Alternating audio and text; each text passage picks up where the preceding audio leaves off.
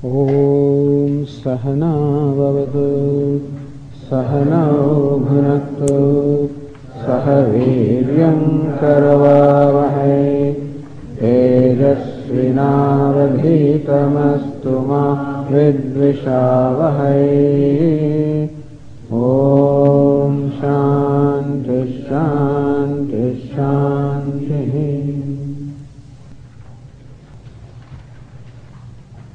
Let's read from the verse 8.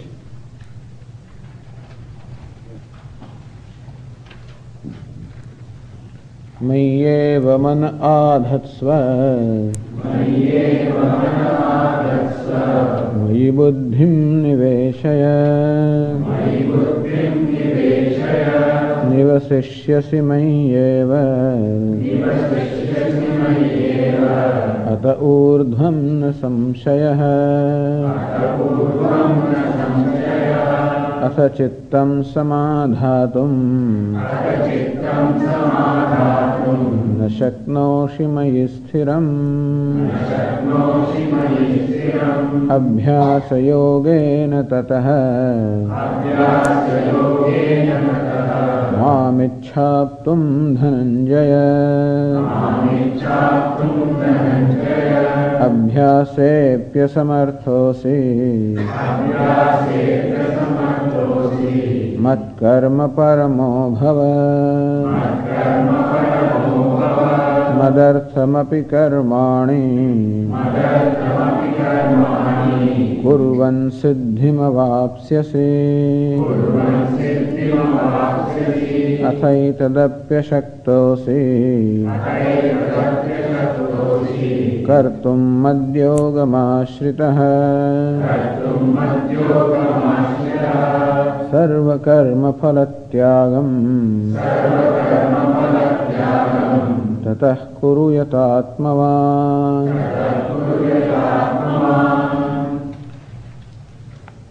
मय्येव मनाधत्स्व मयि बुद्धिं निवेशय। Hey Arjuna, may you have your mind resting on me, placed on me, centered on me. May you have your intellect also centered on me. That means, may I become the very subject of the thoughts of your mind, may I become the very subject of the thoughts of your intellect. The mind is that which feels, so may I become the very subject of your feelings. The intellect is that which thinks and knows, may I become the subject of your thoughts and your knowledge. In short, you should have an emotional investment in me, and this is the expression that I hear, an emotional investment. So you have an emotional investment, that's what is meant here. Lord Krishna says, you should have an emotional investment in me as well as an intellectual investment in me. Both the investments you should have in me. And to share some thoughts which we had during our question and answer sessions for those who were not present that time, we said how this bhakti or the devotion works in our day-to-day life. This is all there in us. So, whenever there is a certain cause or there is a certain goal or objective that I fix for myself, and it is really, I badly want it. For example, young boys, they want to become athletes or they want to participate in Olympics. He wants to become an Olympic swimmer, an Olympic whatever, and so, or he wants to become a star tennis player or a baseball player. Suppose a boy has this kind of aspiration. Suppose he is fired by this kind of an imagination or aspiration. Then what do you find in him? The whole being is totally dedicated to that. You go to his bedroom, If he is a fan of a tennis player, then 1500, all kinds of posters of his favorite tennis player. And his mind, not only practices tennis, of course, mat karma parama, whatever he does, he practices a lot of tennis. But not only practices tennis as such, but whatever else he does also is just keeping in mind the tennis. He works out, let us say. He does sit-ups and push-ups and weightlifting, whatever he does. He does variety of actions, one thing in mind, tennis, tennis, tennis. He eats, he balances his diet, he must have so many vitamins and proteins and whatever he must have had, tennis.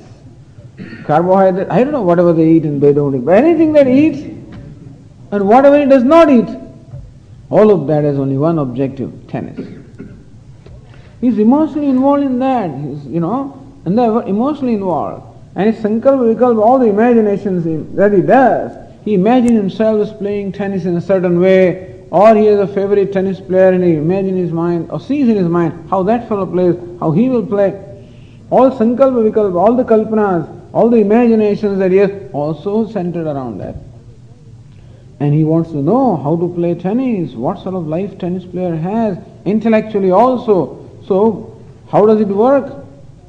What kind of, I don't know what they do. What kind of rackets are there, what kind of balls are there, how the opponents work, And all these, what are the strategies? All of these also is something that he has to understand. So his understanding also must be there. His mind, all imaginations also must be there. His emotions also must be there. His actions also must be there. The whole of him must be there. Is it not so? He is a bhakta of tennis. This is devotion. And who doesn't have it? In some measure, well, whatever we are is because of the devotion that we had, really. And if you are not a great achiever, maybe you didn't have that great devotion, perhaps. Because if I really wanted something very badly, I'm sure that I'll be able to motivate myself and invoke from myself all the potential that I have. This fellow wants to become a doctor, that's all. He only thinks of doctor and doctor and doctor, right from childhood. He must have this kind of scores, and he must go to this particular school, and he must study so many hours, and there again he must appear for this test, and then he must go to this medical school, and everything that he does, and then for him to study, whatever he requires to do, whether he must cut down his television, whether he must participate in here, extracurricular activities, all the planning that he does is all centered around that. Is it not so? Even if you just want to make a trip, let's say to Bahamas or some place, for maybe a month or so, you become bhaktas. So planning. And imagine how Bahamas are. I study, I learn what is it. So I want to know what is there. This is a wrong example I am giving because I have not gone to Bahamas. I can give you the example. I should have given the example of Badrinath or Gangotri or something like that. Then you will want to know, or Amarnath, So your intellect. So how to reach there? What is the history about it? What's the story? Why is it so important? That I want to know.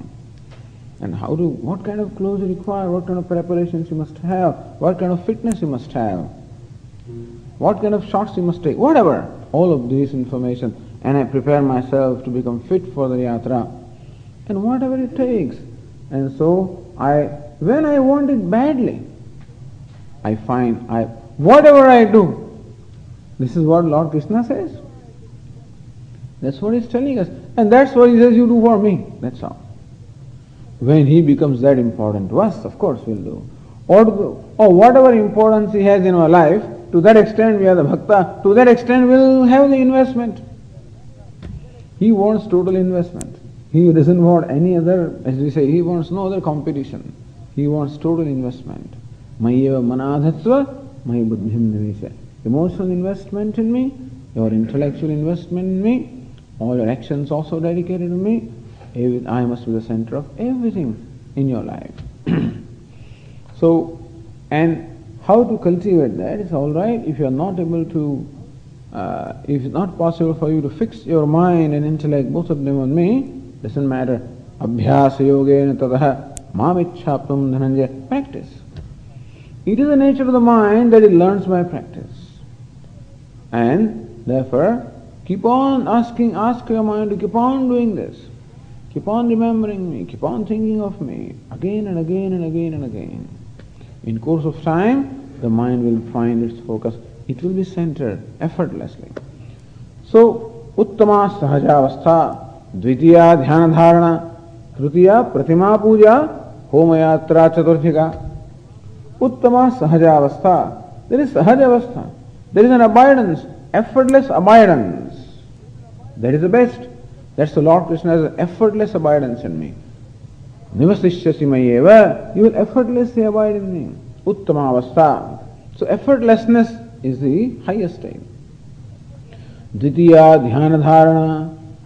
And then, if I cannot abide effortlessly, I make an effort to abide. That's called dhyana. Dharana means concentration and dhyana means meditation. So by concentration and meditation, ultimately I gain that abidance. So dvitiya dhyana dharana. If I cannot do that dhyana and dharana, which are purely mental processes, which also require, as we said, a lot of preparation of the mind. If I cannot do that, tritiya pratima puja. Third is pratima puja, means worship of Lord in an image, as we discussed in the morning. So, madartham abhyasepya samarthosi mat karma paramo bhava.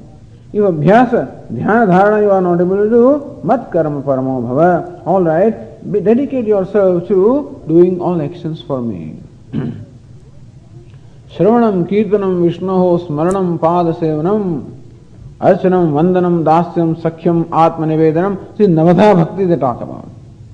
The ninefold expression of bhakti or devotion. Shravanam, listen to the glories of the Lord. Kirtanam, sing His glories. So, listen to His glories when you find a teacher or when you find someone who can sing to you, who can... So, listen to His glories. Katha, Shravanam. And then when you find somebody who is desirous of listening, Kirtanam, you sing to him. When you don't have somebody who can talk to you or nobody who can listen to you, Smaranam, you remember in your own mind. Shravanam, Kirtanam, Vishnu, Smaranam. Pada Sevanam, worshipping the feet of the Lord. Archanam, worshipping with flowers. Vandanam, salutation. Dasyam, being his servant. Sakhyam, being his friend. Atmanivedanam, totally offering myself to him. So the Shravanam, Kirtanam, Smaranam, all of these are also karma. Listening to the glories of the Lord, singing His glories, remembering Him, all of these are also karma. And also Archana, performing the worship. So Madarthamapi, so Mat Karma Paramo Bhava. So may you dedicate yourself to performing acts of worship to me. And when Lord Krishna says Mat Karma Paramo Bhava, he means this kind of actions. Because it is difficult to remember God while doing our day-to-day chores. Ultimately that's what we want. We want that whatever actions we perform are performed for the sake of Lord. But we begin with this. So Swami Dayananda nicely says, a part-time bhakta, a part-time devotee should be slowly converted to a full-time devotee. Today my devotion is in spurts. In the morning I am a devotee, in the evening I am a devotee. Slowly and slowly we get converted to full-time devotees. But it starts part-time. And therefore, if you find that it is difficult to remember God while doing your day-to-day chores because Swamiji pressures are so much and my mind just gets distracted and there is so much that it's difficult to remember God at that time. Alright, then perform specific actions. Like we said, puja, etc., worship for this form of worship, wherein there is no distraction. Wherein definitely all my thoughts are centered around God because right in front of me. I bathe Him and I make various offerings and therefore the actions are many but the focus of every action is God. And the purpose of doing that is slowly and slowly the focus of other actions also can become God, as Swamiji would say, that he comes out of his small puja room and enters the world which is a vast puja room. So slowly, this is the idea. So whenever these practices are recommended to us, it's not that we can get confined to that practice, but then slowly it will, the scope will increase. And thus, mat karma paramo bhava. When I remember God while performing actions, then in the mind remembrance takes place. Tasmat sarveshu kaleshu mamanusmara yudhyacha. Hey Arjuna, perform your duties at all the times remembering me. So every duty becomes a reminder. Every karma becomes a reminder. Just as every bead in the rosary becomes a reminder, Om Namah Shivaya, or whatever it is that I am repeating in my mind, similarly also, every karma that I perform may become a reminder. So the remembering of God goes on. Some kind of abhyasa goes on inside. And slowly, then I will be able to remember God without the karma. So karma or action becomes an aid, becomes an occasion to remember Him. Just as a rosary bead becomes an aid to remember him. Then I can get sufficient self-control or self-focus that I may not need that aid. So it's always like that. In the beginning we need a certain aid, later on we don't need that. So in the beginning you write your multiplication tables. And you don't get your lunch until you write all tables from 1 to 40. And quarters and half and 3/4 and all kinds of things we used to memorize. But then my mother would insist, I have to show her. But not that then she would demand if I go to home for vacation from college, she's not going to ask me to do that. Because now I have grown out of the need of that because I have memorized them. Similarly also, this karma, remembering God, where karma or the action becomes an aid, that also doesn't remain necessary. I will do abhyasa. That practice also, deliberate practice also may not be necessary. My mind naturally abides in Him. So this is the sequence that Lord Krishna is teaching. And then 11th verse which we also read, Athaitadapya shaktosi kartum madyogamasritah sarva karma phalatyagam tatah kuru yatatmavan. Asa etadapi kartum ashaktah asi. Then another paksha. So if you cannot do this, as I said, if you have 1 1/4 pound of wheat flour, fine. You don't have that, rice flour. Don't have 1 1/4 pound, doesn't matter. 3/4 of a pound, 1/4 pound is scaled down. It's called anukalpa. In technical language, this is called anukalpa. When they give you different vikalpas, different choices. All right, make an offering of 5 rupees. 5. Oh, I don't have 5 rupees. All right, 5 yards of clothes. Oh, I don't have that even. All right, 5 pounds of wheat. Something like that. So, slowly we get down, we scale down. So Lord Krishna scales down his demands or his requirements. At etadapi kartum ashaktah asi. Here Arjuna, you find that it is difficult to perform actions for the Lord. Swamiji, when am I going to do that? I have a lot of responsibilities, a lot of duties. I don't have time to perform actions for God. I am too busy performing actions for myself. I have so many duties to perform. Lord Krishna is all right. Let me have some place in your life, some place. Then sarva karma phalatyagam tatah kuru. All right, at least give me karma phala. You are not giving karma to me. First give me the whole of yourself. Sorry, sir. All right, give me mind. I can't do that also. Give me your actions. That also I cannot do. All right, give me the karma phala, the result of the action. That much you do. So this is the minimum. Lord Krishna comes up to this point. He can further also say that at least give me your dharma and follow dharma and so forth. But this is the topic of bhakti, not topic of dharma. So up to this point, bhakti means devotion, that there is sarva karma phalatyagam. The karma phalatyaga may offer the results of all the actions to me. What is meant by offering result to the Lord?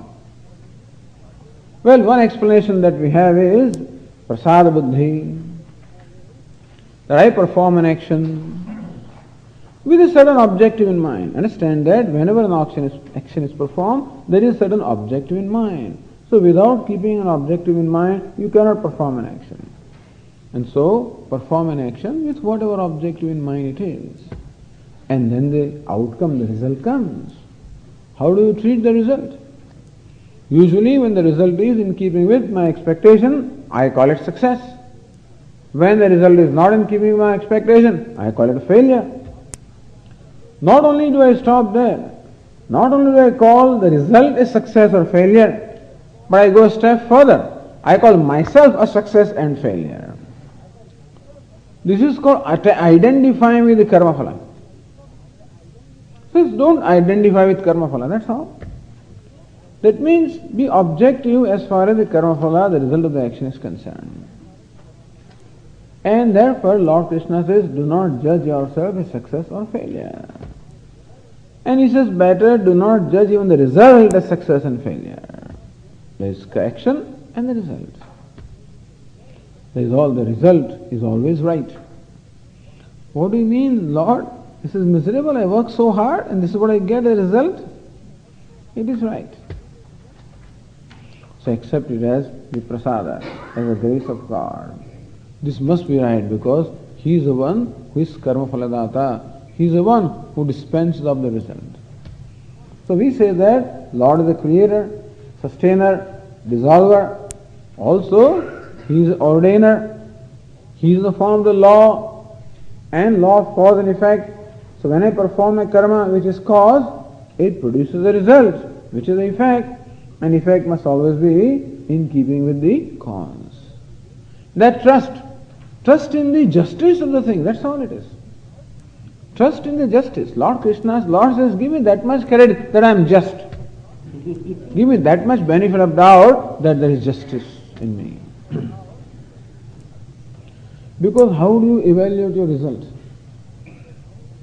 Result can come in many forms. We always judge the result in terms of some material, tangible or quantifiable thing, such as money or some promotion. In that way, generally speaking, we evaluate the result and then call it success or failure. In short, in order for us to judge the result, we always have a tangible criterion. But Lord Krishna says the result can come in many ways. Maybe as a result, in spite of working so hard and working so honestly and so diligently, still I am not a wealthy person. I am Swamiji, even lower middle class person. But perhaps the fellow is healthy. Maybe he and his wife get along well. Maybe his children are good. Something like that. Who knows? I mean, do we have value for these things? Otherwise, it's possible that I am a millionaire and I am suffering from some disease and that takes away 100,000 rupees a year or something like that. Or my son is taking drugs or whatever it is, Nothing right or wrong about drugs. What I am saying is, I may feel that perhaps in some other ways I have to suffer. So who knows? How do you evaluate the result? And therefore there are many ways in which the result comes to us. Understand that the tangible result that comes in the material sense is not the only result in our life. And therefore maybe God takes away from me in one way and gives me in some other way. And who knows that I am not getting what I want, And God doesn't seem to listen to my prayers. Maybe He wants to do something else. Maybe He wants me to learn something from it. And so, as far as Lord Krishna is concerned, or not Lord Krishna, as far as our Vedas are concerned, human life is a spiritual journey, not a material journey. All of this is told to a person who has a commitment for spiritual growth, who looks upon the life as a spiritual growth, and therefore the matter is a means for spiritual growth and not the other way around. And therefore, if I evaluate the result in terms of spiritual growth, I will never fail. So Lord Krishna says every result has two components, a material component and a spiritual component. A gross component and a subtle component. And therefore, even if according to you the material component is not satisfactory, quite possible that they will be compensated by other components. And so this kind of trust in the goodness, trust in the justice, trust in the order. This is also a surrender in this sense. All of these involve surrender to God, little by little. So this is also surrender to God. I perform actions for my sake. I perform actions in my agenda. But at least I surrender to Lord to the extent that I accept the results as just results, without any resistance, without any complaints, or without any frustration. I can accept them with a mind, with a composed mind. And so every action, every situation is a karma phala. We don't even know as to what is the result of which action, by the way. It is difficult even to determine. So I did this and I got that. But I may not know that what I got is necessarily a result of what I did here. There's another thing to note. We must have told you this earlier, this example of these farmers who store their grains after the harvest in a big, what do you call it, the silo or a bin. In India you don't have big silos, but bins. Dump it from the top and take it, from the bottom. So let us say that this farmer had grew rice, and he dumped it. Next season he grows wheat and dumps it. Then he grows corn and dumps it. So you see him dumping corn. And when he opens the bottom, he takes out rice. He says, wait a minute, this is not justice. You see him dumping corn, he's getting rice. Or you see him dumping rice and find him getting corn. What is this? But then the rice comes because I had dumped it at some time. Corn will come when its time will come. And therefore, we have a problem not with ourselves, with other people's money. How can he get away? The problem is, a lot of pain comes or hurt comes because I am an honest person, Swamiji. I work hard. And see what I get? And look at that fellow. He doesn't do anything. Or I know how he is. And still see what he has. So, my problem is not what I got, I did not do, what he got, And therefore, a lot of pain comes because I compare myself with others. But how do you know that what he is getting now is a result of what he is doing now? Maybe what he is getting now is a result of what he has done in the past, and what he is doing now, maybe he will have to pay for it. We don't want him to pay for it. Why? Let him be happy. Why should we worry about him? Swami, he must pay for it. Why should we worry about that?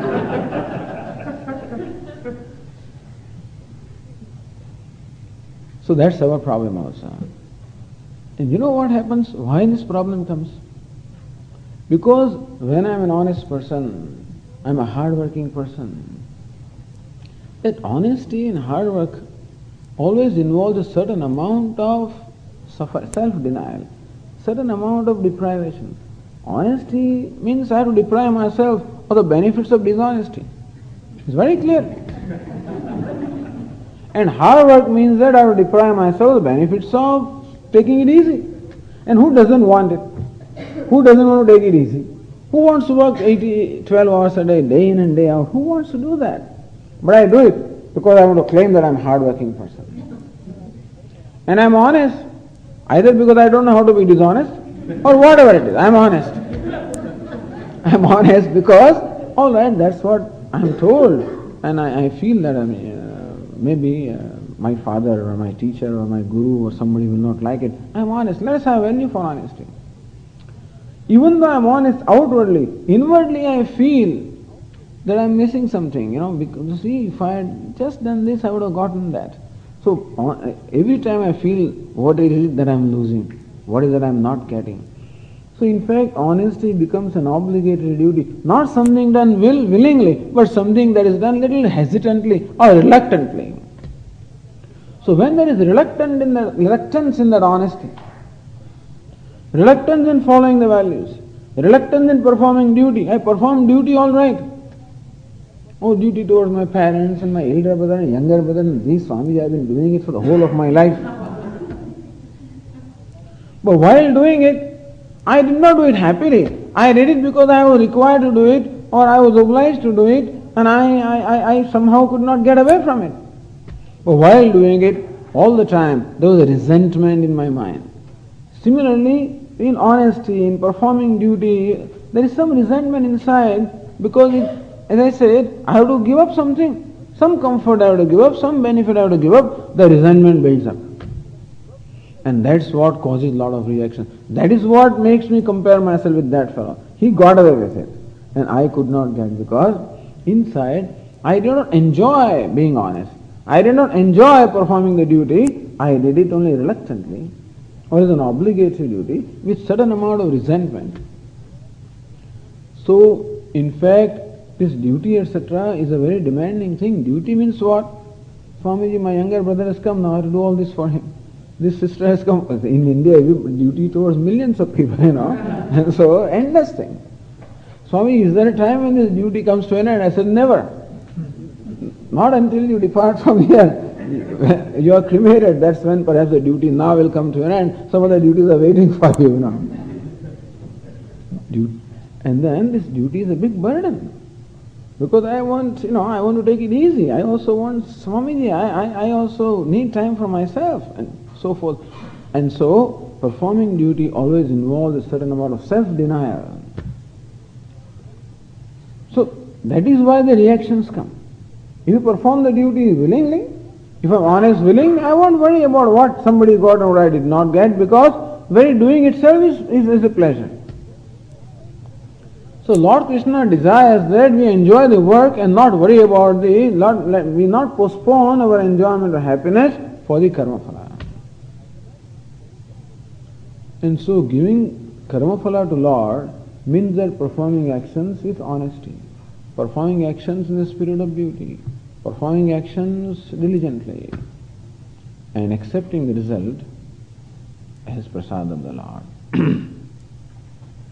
So this is what is meant by surrendering the karma phala. He doesn't want the karma phala because he has everything, but he wants only that the kind of selfishness that we have, the kind of resentment, reluctance that we have, he wants us to perform the actions without any reservations and follow the basic values of life. Right? So this is called sarva karma phala tyagam, because that is also purifying. Performing action honestly is purifying. Performing action in the spirit of duty is purifying. Accepting the result as they come without any resentment is also purifying. It all involves surrender to God in one form or the other. When I perform actions in the spirit of duty or honestly, I am surrendering my will to the order, because that is called an action, an honest action, or that is called an action based on duty, which action is performed in keeping with the order.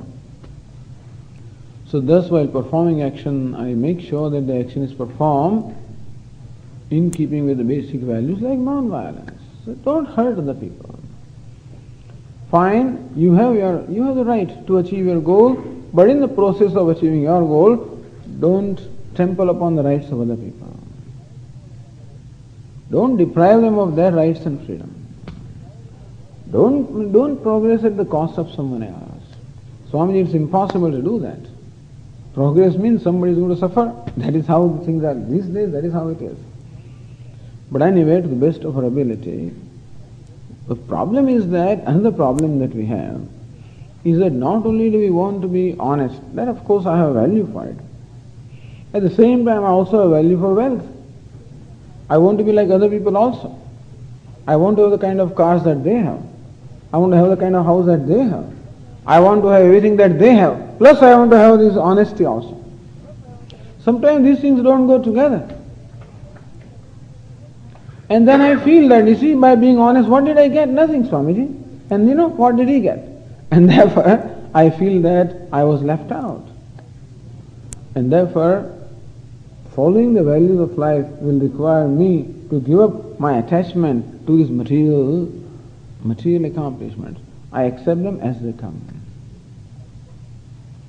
So some tyaga, some renunciation is involved there. And so all along Lord Krishna is talking about renunciation of offering, surrender to him. Sarva karma phala tyagam, at least all the karma phala you surrender to me. Yatatmavan means then one whose mind is disciplined, so that requires an alertness, requires a discipline, and make the offering of karma phala to me. Another thing also I would like to mention here when we talk of karma phala, it will be interesting exercise, it will be an interesting exercise to watch our mind whenever we do something. Not only when I perform an action, not only that, a certain purpose or a certain objective or certain goal is in my mind, which is quite alright. When I shoot an arrow at a target. I should not shoot an arrow just in the air, it's quite alright. So I shoot an arrow and the target is there in my mind. And I decide whether I want to shoot the arrow or not, when I want to do, in what manner I want to do, all of that I have to decide. And certainly I shoot the arrow keeping in mind the target. Thus, I take the responsibility of shooting, that is the responsibility of karma. And also the karma is performed keeping in mind a certain goal, a certain objective or a target. That is fair.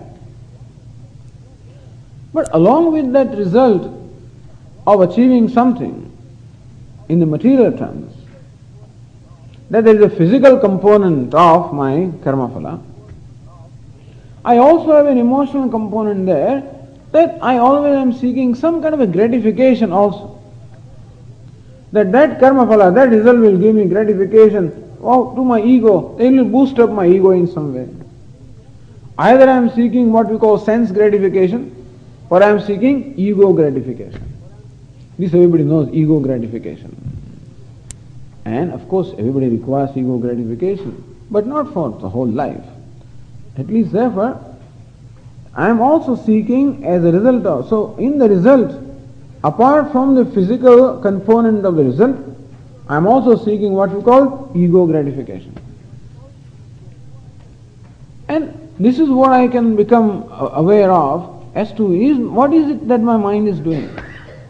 Mind is very calculative. In a very stealthy or subtle way, it always calculates some kind of a personal benefit. Like this Mahatma used to tell a story that here is a devotee. Every morning he comes to this Mahatma. And he used to bring this sandalwood paste. He would have a lot of sandalwood paste with saffron in there. All of that he would bring to perform the puja of this Mahatma. So in the morning he comes, a lot of sandalwood is there, and he would request the Mahatma to stretch out his right foot.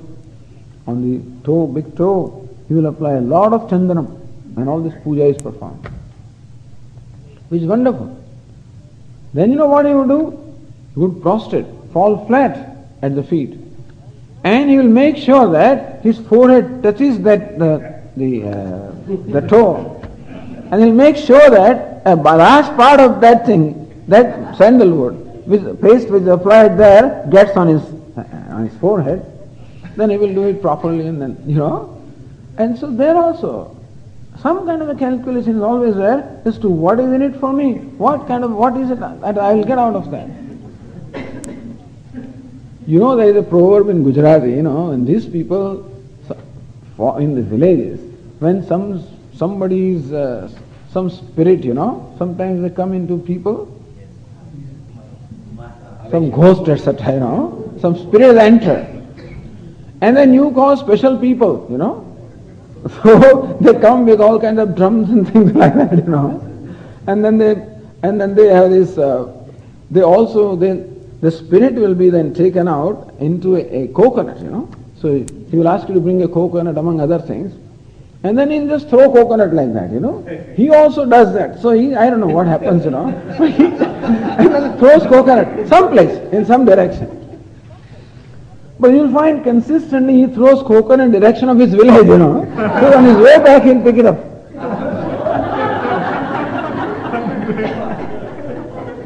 So this is how in doing everything, our mind always has some kind of a calculation. What will I get out of that? And particularly always seeking gratification. Gratification of senses, or gratification of emotions, or gratification of ego. At this point, most people are seeking gratification of ego. And as I said, in any action that can be involved, even to talk of this action, of giving this talk, conducting this class, it's a wonderful thing to do. But then also, so when do I know that there was some expectation in my mind? When a result will disappoint me, then understand that some expectation was there. If I am disappointed, then the class, that it didn't work out. People didn't seem to respond. They were all dozing and they were all looking around, and suppose it happens. And often it happens,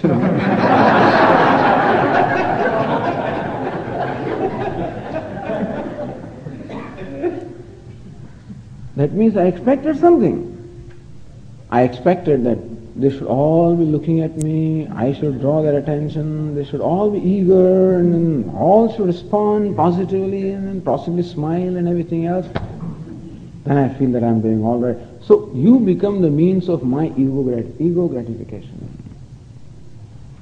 Some kind of a desire for honor, some kind of a desire for recognition, some kind of a desire for respect. When somebody comes and says, Swami, oh, you spoke so well. I'm so happy now. What does it show? It shows some expectation. And I may not even be aware that the expectation is there. It is there behind. How do I know of its presence? When the result shows me. The way I greet the result will show what was there at the time of performing action. The effect also is the nature of cause. Cause is sometimes not manifest. And I think that I'm all right, but then, as I said, the result will reveal what is involved in performing action. So then observe this in your own life. How do we greet different situations? How do we greet the results of what we do? And that will tell us what is there in our mind. And though it's fine. There is a lot of, as I said, calculation in mind. Mind is always utilitarian and it will always calculate. But we have to become free from that. That is called purification of mind. When the mind slowly and slowly becomes purified, becomes free from this begging. All the time I'm begging some gratification. That means there is a conclusion on my part that I have to seek happiness from there. That means I am denying the happiness which is my own self. So every time I am seeking gratification from outside, there is a denial of myself. And therefore, this habit of the mind of seeking gratification, we have to know and slowly work with it. That is called karma phala tyaga. I am not seeking gratification, I am performing action not with a view to get gratification. I am performing action because it is my pleasure to perform action. So this is karma phala tyaga, the renunciation of the result of the action, meaning the renunciation of a desire for gratification as a result of performing an action. Which means that I perform the action for the pleasure of performing the action. I perform the action because it is my privilege to perform the action. Action is performed without demand for any reward in terms of gratification. So that reward is given to the Lord. This is called karma phala tyaga.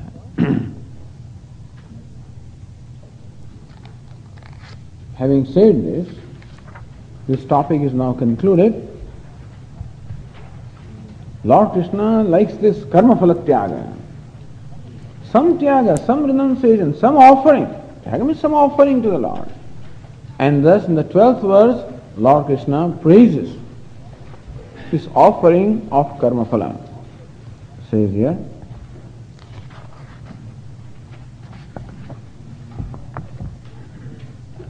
Shreyo hi jnanam abhyasat jnanad dhyanam vishishyate dhyanat karma phalatyagah tyagat shantiranantaram.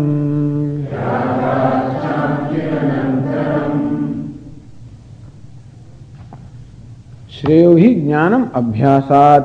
Abhyasat jnanam shreyah. Shreyah, better. So abhyasat jnanam shreyah. Jnanam, knowledge. Shreya is better than abhyasa, practice. Jnanad dhyanam vishishyate. Dhyanam, meditation is superior to vishishyate, superior to jnanad, superior to knowledge. So knowledge is better than abhyasa, and dhyanam, meditation, is superior to knowledge. Dhyanat karma phalatyaga hai. But karma phalatyaga, renunciation of results, is even superior to dhyanam. Renunciation of result of action is superior even to meditation. Tyagat shantihi anantaram. Shantihi, that peace or tranquility, immediately follows tyaga, immediately follows renunciation. So first, Shreyo hi jnanam abhyasat. Abhyasat, superior, better than abhyasa is jnana.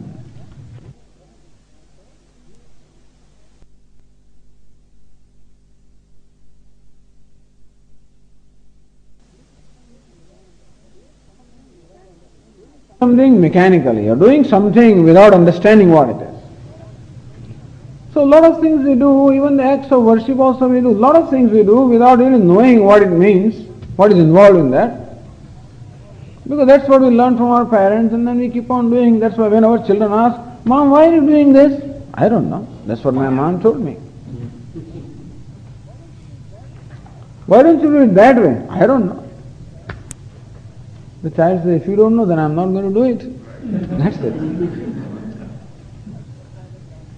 I never bothered to ask these questions of my father or mother. Whatever they told, I did. Some kind of attitude we had, good, bad or indifferent, whatever it is. But not today's generation, not the Western generation. That will not accept. They must have logic for everything. Thank God they don't ask, Mom, why should I drink this candy? Why should I eat this candy? You explain to me what happens when I eat the candy. All the process, then I will eat it. That they don't question. Why should I drink milk? Oh, it's good for your health. Do prove to me that milk is good for health. No. They ask these questions where they want to ask. They also don't ask questions in everything, So whatever suits them, they do. Whatever does not suit them, they will want to know. It's also selective, this questioning also.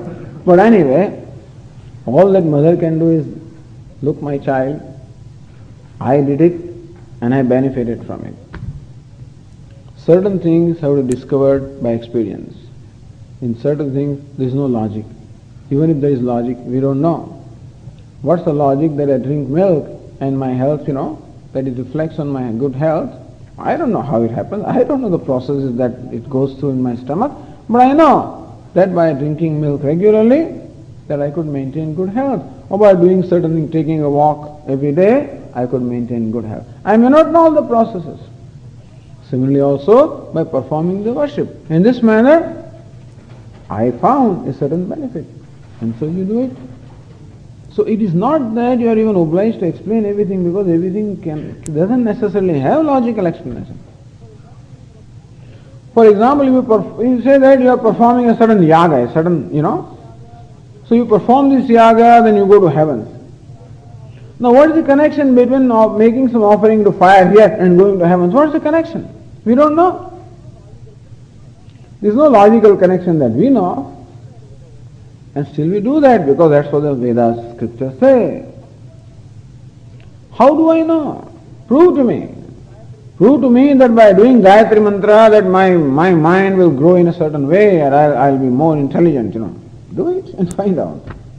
What is the connection between repeating some words and then, powers of the mind? What's the connection? So there cannot be connection, cannot be proof of everything. Certain things have to be discovered by doing them. But you can tell your children, this is what I have discovered, this is what they tell, and that's what you do. But anyway, abhyasa jnanam shreya, the knowledge is better, understanding is better than merely doing things. That's what Lord Krishna says. So in the beginning, let there be abhyasa. In the beginning, just do it. Like children, it's not possible at a certain point in time for us even to understand why I'm doing it, but just do it. Just repeat Ram, Ram, Ram, Ram. Why should I do that? Just do that. Ram, Ram, Ram, Ram. That repeating has a certain effect on my mind. And someday there will be curiosity in my mind. Who is this Rama? Who is son of Dasharatha? He is son of Dasharatha. Then I would want to know what did he do in his lifetime? Looks like he's not just a human being. Oh, he's an incarnation. Incarnation of whom? Incarnation of Lord Narayana. Who is Narayana? Oh, Narayana is a creator, he is a sustainer. What is that? He is a material cause, efficient cause. What does it mean? He is a substratum, he is satyam, jagat is mithya. Like that, doing something, that abhyasa. In this case particularly, slowly and slowly creates the desire for knowledge. It may be the experience of many of you. Many people tell me, Swamiji, when we were small, every day we were repeating one chapter of Bhagavad Gītā. And then a desire occurred in my mind, I want to study, learn Bhagavad Gītā, I want to study what these verses mean. Swamiji, I read the translation but I can't understand. So now I'm so happy that the Gītā classes are started. I wanted it so badly. So repeating the verses of Bhagavad Gītā may create a desire for knowing it. And someday, so that desire may be fulfilled. So abhyasa, doing something. Like every day performing, puja also. That also can be done as an act of worship, but not knowing what you are doing. So abhyasa here means practicing, doing something repeatedly or doing something regularly, but merely at the level of doing without involving your understanding. So better than just doing is knowledge, is understanding what is involved in it, what for you are doing that. In short, abhyasa or a practice will give rise to jignasa, a desire to know. That's what it means. Jnana dhyanam vishishyate, and suppose you know. So merely knowledge is not enough. Here when we say no, we mean paroksha jnana. See, when we are talking about saguna brahma, when you are talking about God with attributes, then jnana means knowing that is omniscient, that is omnipotent, and whatever. And dhyana meaning the realization of that.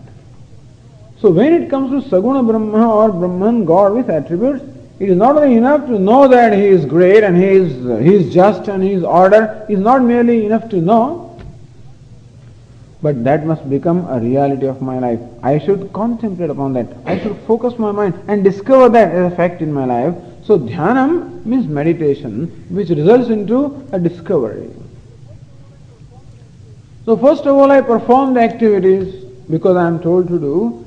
Secondly, I discover that there is an order, or I understand that there is an order. And thirdly, I see that order in my life. In the beginning, my parents told me, Satyam vada, you must speak truth. Perform your duties, dharmam chara.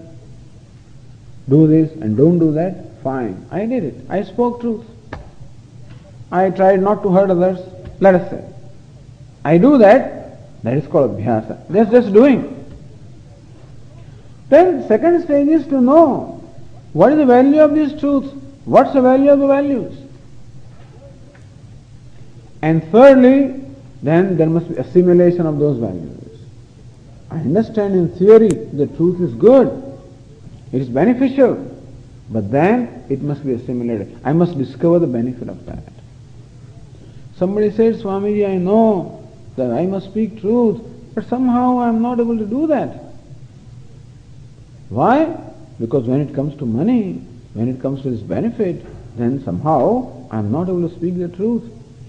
So he only knows theoretically that truth is good, but he knows practically that money is good, and therefore that practical thing always wins and that theoretical thing loses. In short, what I know or what I understand in my intellect should become a reality in my life. That is called dhyanam. Dhyanam means meditation, assimilation of that. Similarly also discovering, to understand that everything is God. He is the self of all. He is manifest as the whole universe. That is called jnanam. There is an understanding. Dhyanam. To really meditate on that. How he is God of, how he is the self of all. How there is an order. How there is justice. How there is goodness. To see that. You understand? To see that, to realize that in my life. That will be called dhyanam. Then it becomes the assimilated knowledge. Until then, it becomes only what we call obligatory knowledge or indirect knowledge. The jnanam here means indirect knowledge, dhyana means a realization or discovering that as a fact in my life. So knowing Rama and then meditating upon Rama and realizing Rama, that will be called the result of dhyana. So first step is abhyasa, just doing something. Second step is jnanam, knowing. Third step is dhyanam, realizing. So that is fine. And therefore everybody wants to do only dhyanam. They will always want to do the best. So everybody wants to only learn meditation. Except that meditation should be preceded by jnanam, knowledge. And that should be preceded by abhyasa, practice. That nobody wants. Because everybody wants to always start with the best. And everybody thinks that he is the best anyway. And therefore, why should he start from the bottom? He will start from that which is the best means. So Lord Krishna knows that. Therefore, you know what he does in the second line? He says, Dhyanat karma phalatyagaha. Better than dhyanam, better than meditation also, karma phalatyagaha, renunciation of karma phala. Which was the last step. If you remember, first step was, Mayyeva manādhatsva. Give the mind and the intellect, so let the mind and intellect be focused upon Lord. That is the best. If you cannot do that, abhyasa. Keep on repeating that in your mind. Make a practice of fixing it in me again and again. Abhyasa. You cannot do that, alright, perform your actions all in service to me. You cannot do that, at least offer the karma phala. At least renounce the attachment to karma phala. So that was the fourth, the last in the ladder. Arjuna would not want to do that. That which is last in the ladder I won't do. I want to do that which is first in the ladder. So here Lord Krishna says, Dhyanat karma phalatyaga. Hey Arjuna, karma phalatyaga is superior even to dhyanam. Which it can't be. In fact, karma phalatyaga meaning renunciation of karma phala is the first step. And dhyanam is the last step. How can Lord Krishna say here that this first step, which is just renunciation of karma phala, that is accepting karma phala with prasad buddhi, accepting the situations as created by God, accepting the reality of life, without any resentment, without complaints, without frustration, accepting them because they are created by God, and accepting, hopefully accepting them cheerfully. Prasad buddhi, as is translated by Swami's word, cheerful acceptance. A tough job. Swami, how can I cheerfully accept this? You know what he has done to me. But cheerful acceptance. God does. Nobody does it. He did this. No. The bhakta will say, God alone does. And he or she or somebody else becomes merely an instrument in the hands of God for that to happen. See, this is one way of resolving a lot of things in our life.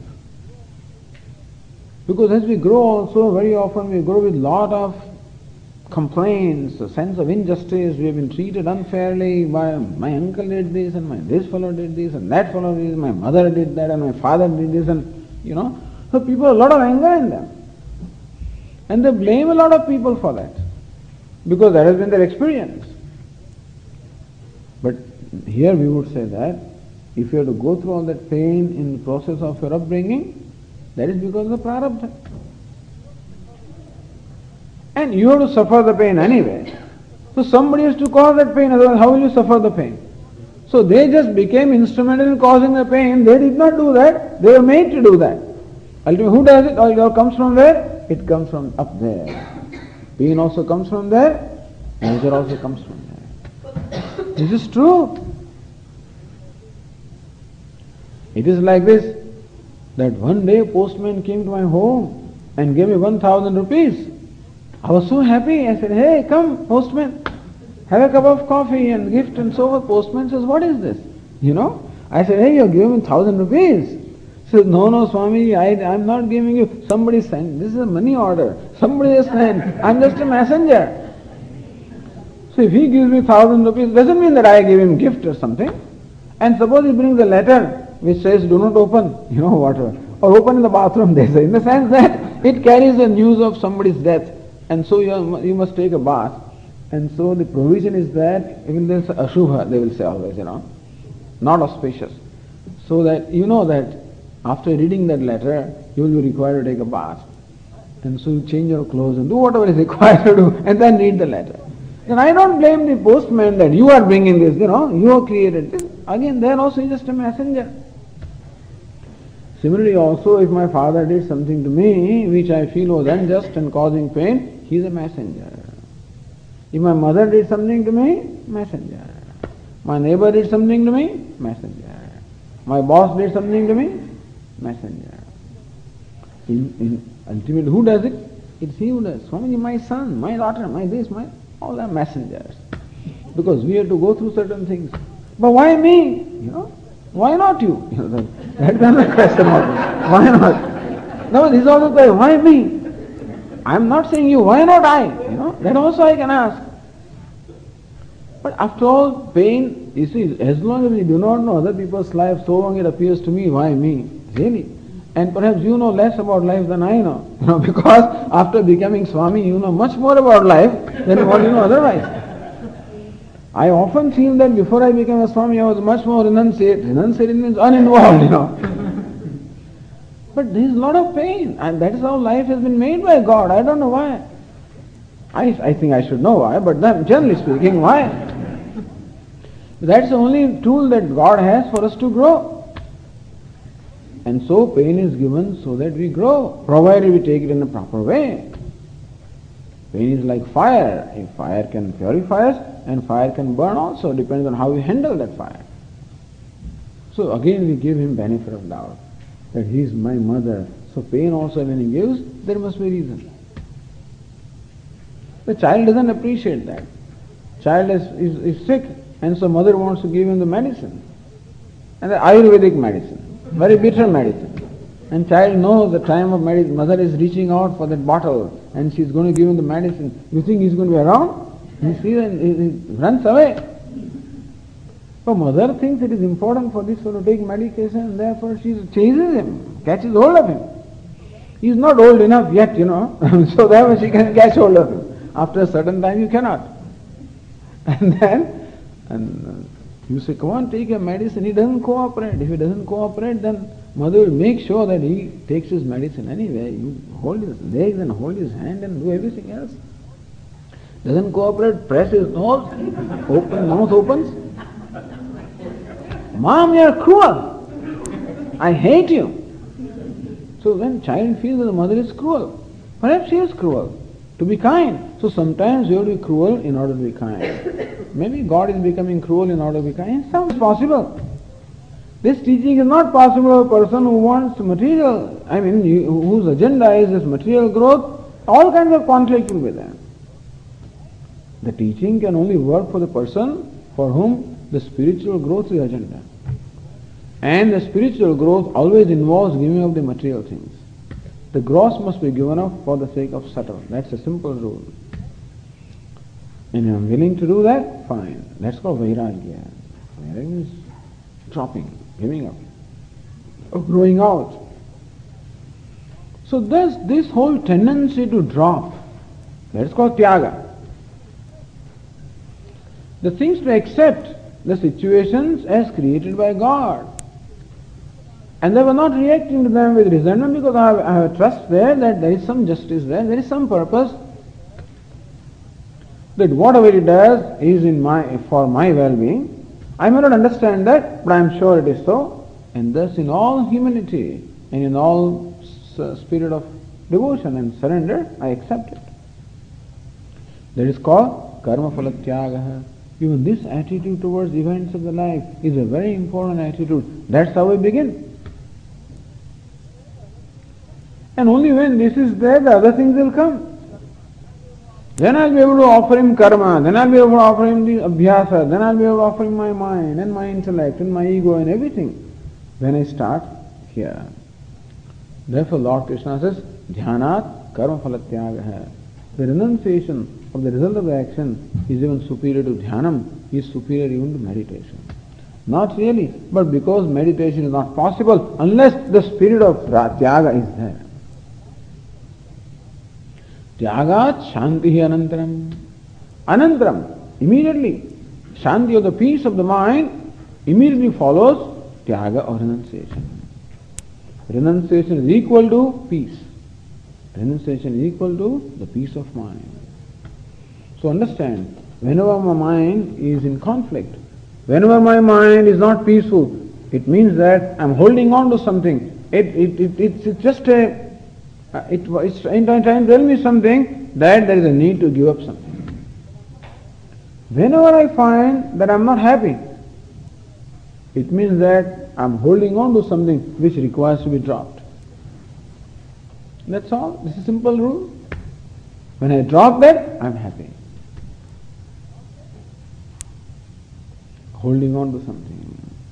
Swamiji, my brother makes me unhappy, my son makes me unhappy, my sister makes me unhappy, my aunt makes me unhappy. That means I'm holding on. Not give them up means, don't just, giving up doesn't mean that I become indifferent to them. Giving up is giving up the attachment. It is attached, holding on to something. Some kind of expectation I have of them. Some kind of demand I have of them. And so drop some demand. When am I unhappy? When some demand is not fulfilled. Some expectation is not fulfilled. So unhappiness also is given to us by God to draw our attention that I'm holding on to something which is not, perhaps is not good for me. So give it up. So tyaga, renunciation, dropping demands. Expectation from me, but that expectation will be there. Don't you expect this from your children? Don't you expect this from your parents? Don't you expect this from this? But God doesn't want you to expect them, I guess. That is why, if your expectations are fulfilled, fine. It seems it is in conformity with God, But expectations are not fulfilled, means He doesn't want you to have them. Give them up. Not easy. All this is nicely said. Not easy. I appreciate that. But as I said, there is no gain without pain. There is no growth unless we are willing to drop things, give up things. And that is painful. Because Swamiji, that is very painful. I should not expect this from my child. Very painful. But when I give it up, then there is a relief. Every renunciation, every dropping, every giving up creates a relief, creates freedom. Tyagat shanti anantaram. So shanti means freedom. Shanti means freedom from conflict. So this is a very beautiful sutra. Tyagat shanti anantaram. Whenever my mind is ashanta, whenever my mind is unhappy, whenever it is in conflict, I must know what is it I am holding on to. Can I give it up? So Lord is teaching through experience of unhappiness also. He is teaching us how to grow. That is why pain is kept in life. With happiness we cannot grow, really. Happiness is also required for us to get encouragement now and then, otherwise we will get discouraged.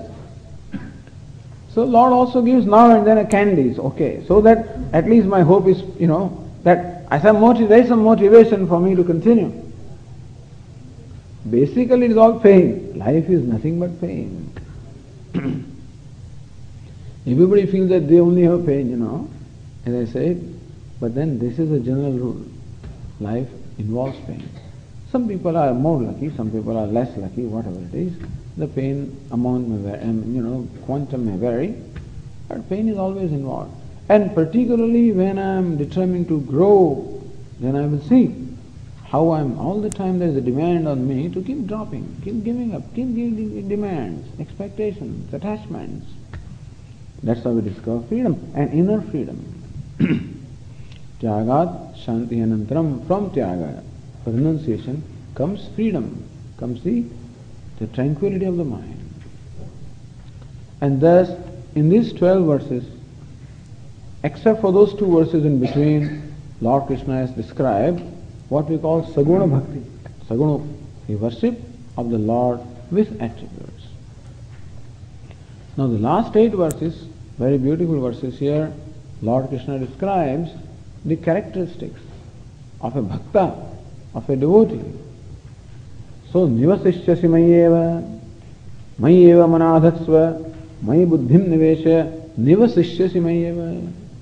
Let your mind be centered on me, let your intellect be centered on me, and you will enter into me. You will become one with me. So how is that devotee who has become one with God? So that devotee's characteristics are now being described in the subsequent verses. So we will take it up in our next class.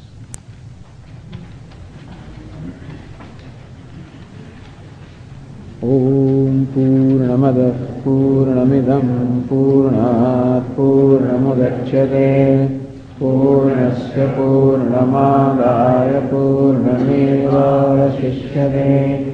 Om Shanti Shanti Shanti शङ्करं शङ्कराचार्यं केशवं बादरायणं सूत्रभाष्यकृतौ वन्दे भगवन्तौ पुनः पुनः।